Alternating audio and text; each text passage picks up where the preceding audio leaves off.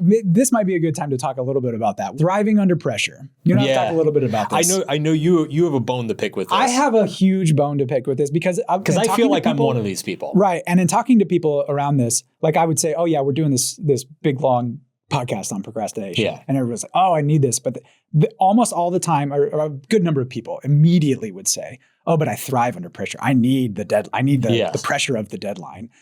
And I have thought a lot about that. And I think that's just bullshit.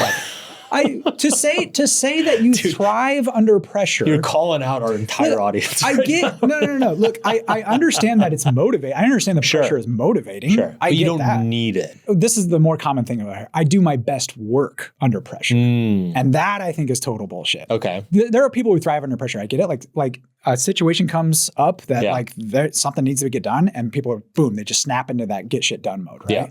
I totally believe in. That's something separate. That's not what I'm talking about. When people say I do my best work under pressure, my immediate question is compared to what? Right. Compared to not doing anything at all? Because that's the only work you do? Sure, it's your best work, but it's the only work you do. I don't agree with that at all. I feel so attacked right now.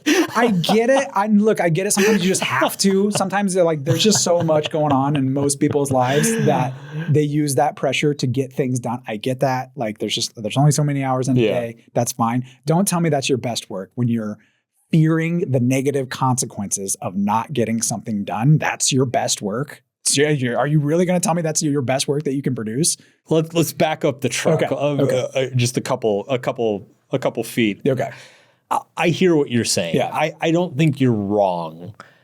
So here I'll kind of delineate what I think you're right about, which is that the people who say that, they have probably not had a healthy working experience. Because what you're saying is like, okay, if these people budgeted their time, let's say they have an assignment due in 2 weeks, right? Okay.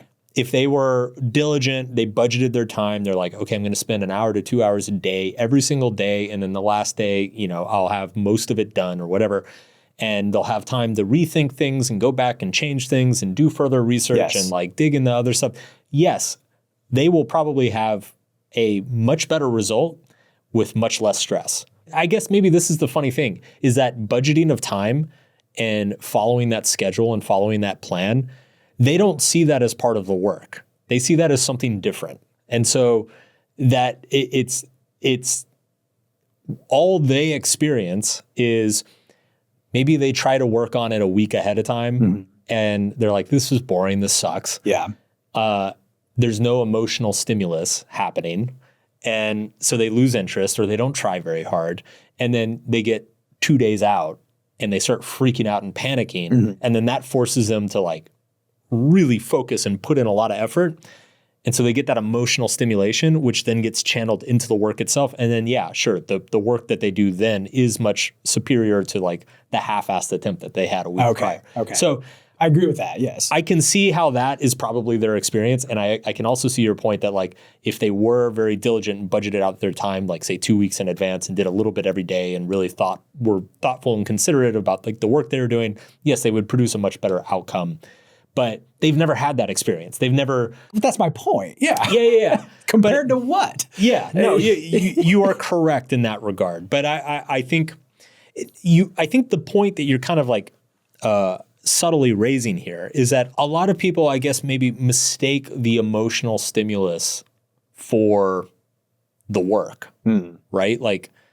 It is that anxiety-fueled frenzy where they get a ton of stuff done and they are super focused, that they associate that with good work because it is enlivening, it's exciting, it's stimulating. Right.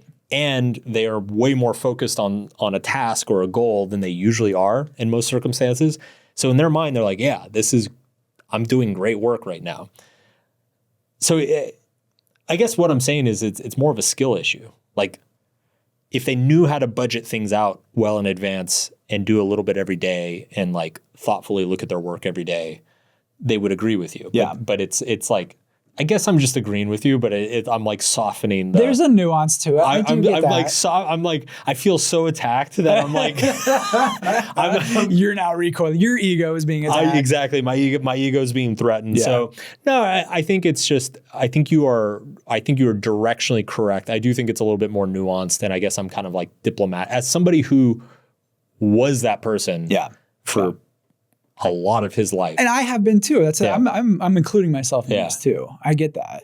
I mean, okay, if you're saying I do my best work under pressure, again, what I think you're saying is I do my best work when only the threat of the negative consequences are on the line.